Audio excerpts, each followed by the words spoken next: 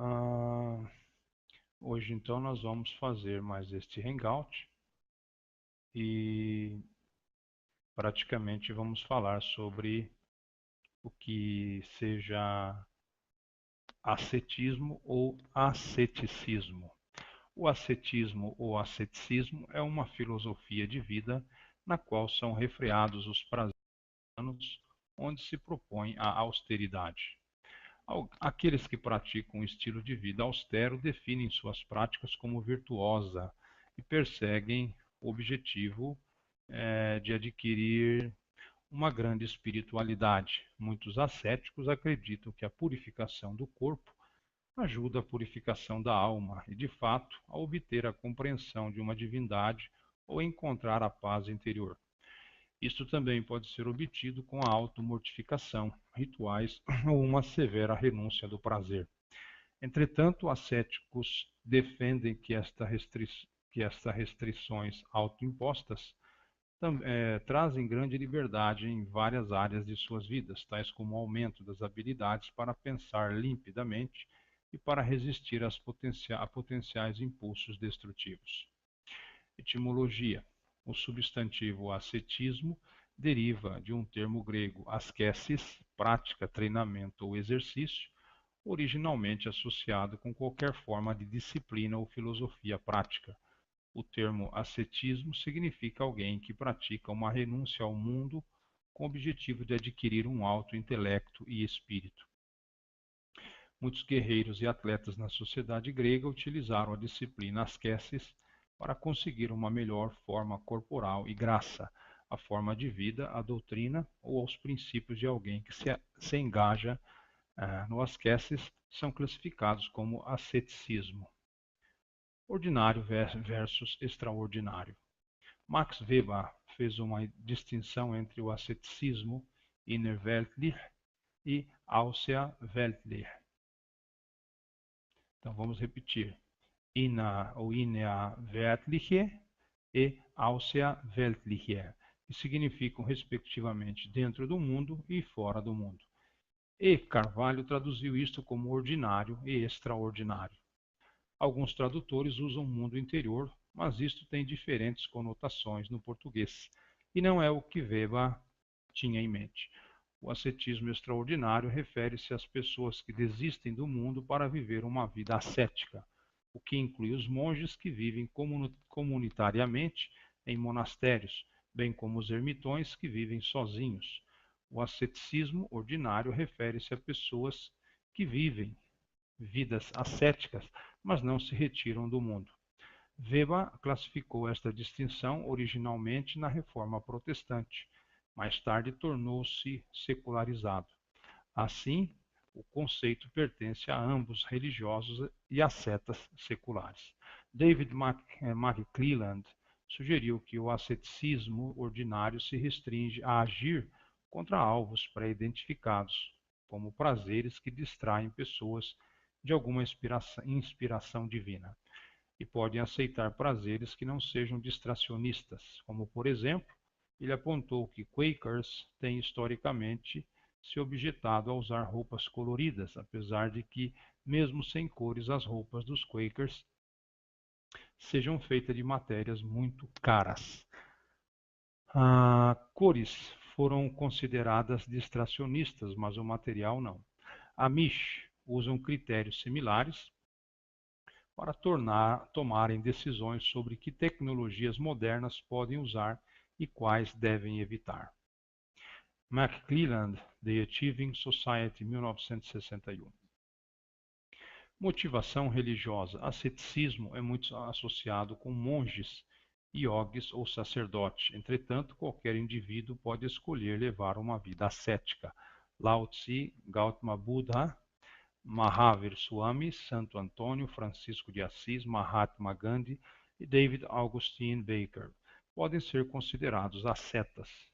Muitos deles deixaram as suas famílias, possessões e lares para viver uma vida mendicante, e nos olhos de seus seguidores demonstram grande espiritualidade ou iluminação. Hinduísmo. Na Índia antiga, havia uma tendência a abandonar o mundo convencional e entrar no ascetismo, que é uma vida de exclusão e renúncia, chamada Tyaga ou Samniyasa. Estes movimentos começaram nos tempos da Upanishads, refletindo um ideal, e acabaram se tornando um problema social. Em resposta, os legisladores hindus inventaram os ideais de estágios da vida ashrama. De acordo com este modelo, a pessoa primeiro termina o estágio de Brahmacharin, estudante, passando para Grihasta, cidadão ativo, e somente depois se retiraria do mundo. Um exemplo extremo de Grihasta são os sadhus, homens santos, que praticam uma forma extrema de automortificação. Suas práticas incluem atos de extrema devoção para uma deidade ou princípio. Tais votos nunca podem ser quebrados. Por exemplo, eles mantêm um braço estendido no ar por um período de meses ou anos. Os tipos particulares de asceticismo variam de um para o outro, e de homem santo para homem santo. Budismo. O personagem histórico Gautama Buddha adotou uma vida extremamente ascética após deixar o palácio do seu pai, onde vivia em extremo luxo. Mas após experimentá-lo, Buda rejeitou o asceticismo extremo como caminho para a libertação do sofrimento, Nibbana, e escolheu em vez disso um caminho onde se encontram as necessidades do corpo, sem cruzar os limites da luxúria e indulgência. Após abandonar o asceticismo extremo, ele atingiu a iluminação. Esse tipo de posicionamento se tornou conhecido como caminho do meio e se tornou a base dos princípios da filosofia budista. Os graus de moderação sugeridos neste caminho do meio variam dependendo da interpretação do budismo. Algumas tradições enfatizam a vida ascética mais do que outras. O estilo de vida básico de um praticante budista, Bhikkhu monge ou Bhikkhuni freira, como descrito no Vinaya Pitaka, foi interpretado como nem excessivamente austero nem hedonista. O monge e a freira são orientados a manterem requisitos básicos da vida, particularmente comida, medicina, roupas e moradias, seguros e saudáveis, sem nunca terem problemas com a doença ou a fraqueza. Enquanto a vida descrita por Vinaya possa parecer difícil, ela deveria ser descrita como espartana mais do que ascética. Privações para a própria santificação não são louvadas. Realmente, isto pode parecer um sinal de vínculo do que uma real renúncia.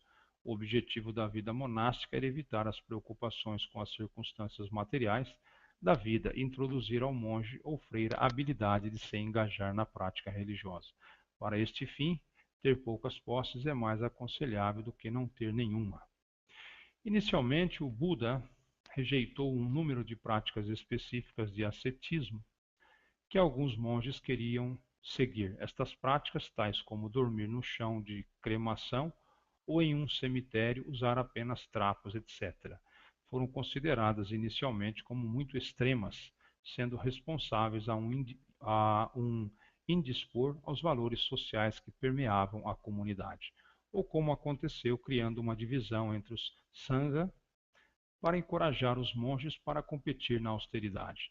A despeito da proibição, há registros no Pali Canon destas práticas, conhecidas como práticas do Tanga, ou Tai, como Tudong, eventualmente tornam aceitáveis a comunidade monástica. Elas foram registradas por Buddhaghosa em seu Visuddhimagga e mais tarde se tornaram importantes nas práticas da tradição Thai florestal. As tradições Mahayana do budismo receberam um singular código de disciplina que era usado em diversos setores do Theravada. De fato, combinando significativamente com as variações culturais regionais, tendo como resultado diferentes atitudes em relação ao asceticismo em diferentes áreas do Mahayana pelo mundo, e particularmente notável é a regra em relação ao vegetarianismo empregado na Ásia Ocidental, e particularmente na China e Japão. Enquanto os monges Theravada são compelidos a comer tudo que lhes possa dar sustentação, incluindo carne, Os monges Mahayana na Ásia Oriental são frequentemente vegetarianos. Isso é atribuído a inúmeros fatores, incluindo os ensinamentos específicos de Mahayana em relação ao vegetarianismo. A cultura oriental asiática tem as raízes de seu vegetarianismo no confucianismo e as divergentes formas que os monges conseguem a sobrevivência na Ásia Ocidental. Enquanto tendência no sudeste da Ásia e no Sri Lanka, monges geralmente fazem trabalhos diários, esmolando e comendo carne.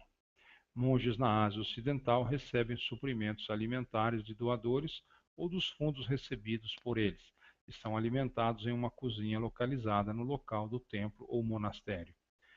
Similarmente, há divergência entre as diferentes escrituras e tendências culturais, como a forte ênfase ao asceticismo de algumas práticas Mahayana.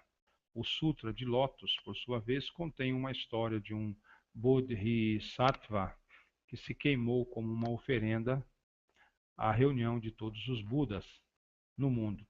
Esta tornou-se uma história símbolo do auto-sacrifício no mundo Mahayana, provavelmente causando a inspiração da espetacular autocremação de monges Vietcongs Thich-Kang-Duk durante os idos de 1960, bem como vários outros incidentes. Judaísmo. O asceticismo é completamente rejeitado pelo judaísmo, isto é considerado contrário ao desejo de Deus para o mundo. Segundo a crença judaica, a intenção de Deus é que o mundo seja agradável nos contextos permitidos.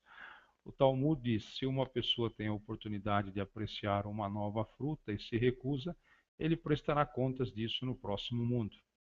Esta é uma das principais diferenças entre judaísmo e cristianismo. Alguns setores do cristianismo, influenciados pelo gnosticismo pagão, defendem a tese que o mundo é basicamente mau, visão dualista, e deve ser evitado, em contraste com o judaísmo, que defende que somente vivendo no mundo e apreciando-o é que o ser ascenderá espiritualmente. Os escritos principais para o judaísmo estão no Torá. Então vamos ficando por aqui, né, meus amados? E até um próximo hangout, ok?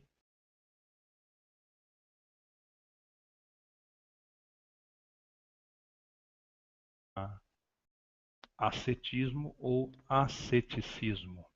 O ascetismo ou asceticismo é uma filosofia de vida na qual são refreados os prazeres humanos, onde se propõe a austeridade. Aqueles que praticam um estilo de vida austero definem suas práticas como virtuosa e perseguem o objetivo de adquirir uma grande espiritualidade. Muitos ascéticos acreditam que a purificação do corpo ajuda a purificação da alma e, de fato, a obter a compreensão de uma divindade ou encontrar a paz interior. Isto também pode ser obtido com a automortificação, rituais ou uma severa renúncia do prazer. Entretanto, ascéticos defendem que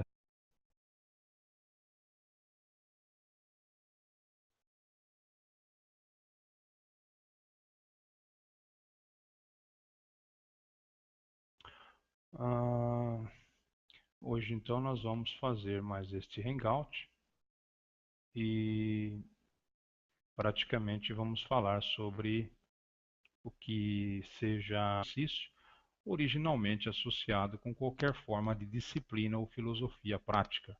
O termo ascetismo significa alguém que pratica uma renúncia ao mundo com o objetivo de adquirir um alto intelecto e espírito.